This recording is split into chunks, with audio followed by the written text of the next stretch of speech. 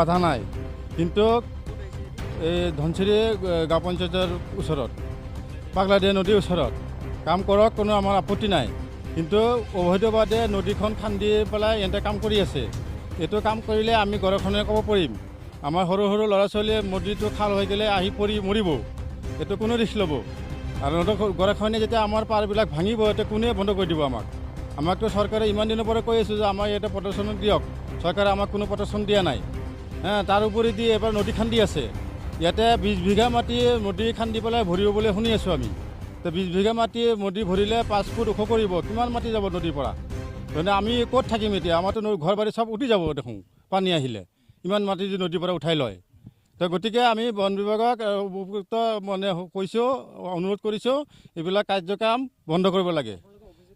আমি অভিযোগ দিছোঁ বন বিভাগক, লিখিতভাৱে অভিযোগ দিছোঁ।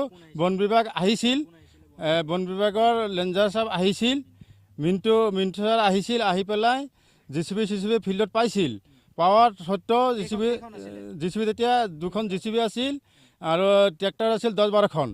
ছাৰে পাইছে, পাৱাৰ পিছতো ছাৰে এইখন উঠাই পেলাই থৈ গুচি গ'ল। ছাৰে চিজ কৰা নাই, ছাৰে চিজ কৰা নাই। জানো না কিহৰ কাৰণে যাৰে চিজ কৰা নাই? ইয়াতে অবৈধ খনন কৰাৰ আহা ফিল্ডত ব্ৰহ্মলিংগৰ মিত্ৰতা আছে নেকি? অবৈধ আহা পাৱাৰ পিছতো ছাৰে চিজ কৰা নাই, কিহৰ কাৰণে কৰা নাই? ছাৰেতো আহি ফিল্ডত পাইছে, মানুহকেইটা অপৰিচিত পাইছে, ট্ৰেক্টৰো পাইছে, JCBও পাইছে, চব পাইছে। পাৱাৰ পিছতো ছাৰে চিজ কৰা নাই, ছাৰে উঠাই পেলাই থৈ গুচি গৈছে।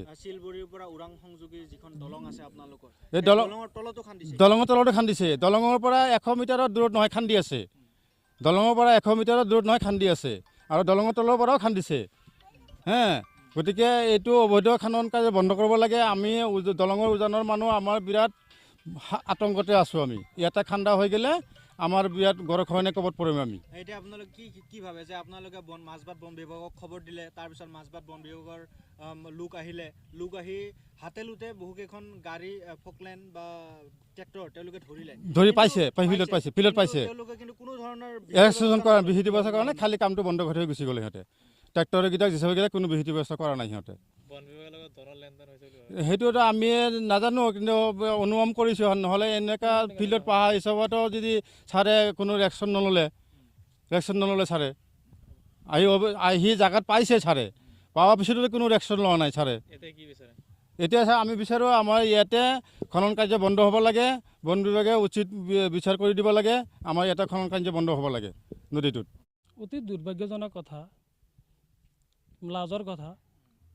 মানে এনেকুৱা পৰিস্থিতি হৈছে, কিছুমান ব্যক্তিয়ে নিজৰ লাভালাভৰ কাৰণে নদীৰ পৰা যে খনন কাৰ্য আৰম্ভ কৰিলে, অতি দুৰ্ভাগ্যজনক কথা।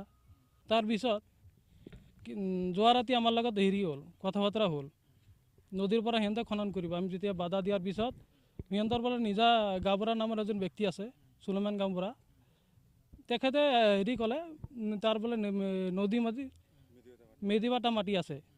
তেতিয়া আমি বস্তুটো মানে ইমানেই আমি নেকি, মূৰ্খ নেকি?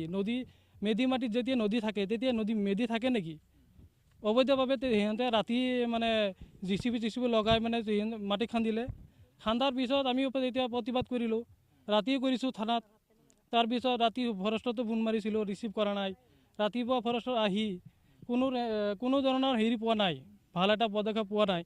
যে তেওঁলোকে আহি মানে JCBখন ইয়াৰ পৰা মানে অলপ আঁতৰত দূৰত পঠাই দিলে। একচুৱেলি কি কৰিব লাগিছিল, বন বিভাগৰ বিষয়াসকলে কি কৰিব লাগিছিল, চিজ কৰিব লাগিছিল। যদি পাৰ্মিশ্যন পোৱা নাই, কি হিচাপত মানে সিহঁতে খনন কাৰ্য কৰিবলৈ সাহস পালে? এইটো মানে দেখা পালোঁ আমি যে বন বিষয়াসকলে ইয়াৰ লগত কোনো জড়িত আছে নেকি লেনদেনৰ লগত, নহ'লে কেনেকৈ খনন কাৰ্যটো কৰিব পাৰিলে? মিণ্টু বুলি তেখেতৰ নাম, মিণ্টু বুলি আমি গম পাওঁ। আৰু তেওঁলোকে কি গাড়ী তেওঁলোকে জাগাত দেখা পাইছিলে? স্পটত 2টা JCB আছিল, পকলেন আৰু JCB এটা আছিলে, আৰু ট্ৰেক্টৰ আছিলে 10-15টামান। এইখিনি মানে ইয়াৰ পৰা আঁতৰাই দিলে, আৰু তেখেতসকলে চিজ কৰা নাই এতিয়ালৈকে। আঁতৰাই দিলে কিন্তু জব্দ কৰা নাই, জব্দ কৰা নাই। হয়, নিশ্চয়। যোৱা বছৰ আমাৰ ভাজোপা 2টা গ'ল, তেতিয়া আমাৰ MLA ছাৰে আহি নিজে ভিজিট কৰি অহা বছৰ মাথাউৰি কাম কৰিব বা বৰ্ডাৰ প্ৰটেকশ্যন কাম কৰিব এনেকুৱা ধৰণৰ আমাক প্ৰতিশ্ৰুতি দিছিলে, কিন্তু এতিয়ালৈকে হোৱা নাই। কিমান মাটি নিব? 20 বিঘা। 20 বিঘা, প্ৰায় 20 বিঘামান মাটি ল'ব ইয়াৰ পৰা, নদীৰ পৰা। ওচৰতে এখন দলং আছে, দলঙৰ হয় হয়, ওচৰত এখন দলং আছে, দলঙৰ লগতে বজাৰ আছে, বজাৰৰ লগতে আৰু এখন গুৰুত্বপূৰ্ণ বস্তু হ'ল ৰাজ্যিক চিকিৎসালয় আছে। এই তিনিটা বস্তু যেতিয়া আমাৰ ক্ষতি হ'ব, তেতিয়া আমাৰ ৰাইজৰে ক্ষতি হ'ব। এইখিনি বস্তু মনত ৰাখি কাম কৰিব লাগে, কি এইখিনি বস্তু সিহঁতে এতিয়ালৈকে মানে ভাবা নাই, চিন্তাও কৰা নাই, নিজৰ স্বাৰ্থৰ কাৰণে চিন্তা কৰি আছে।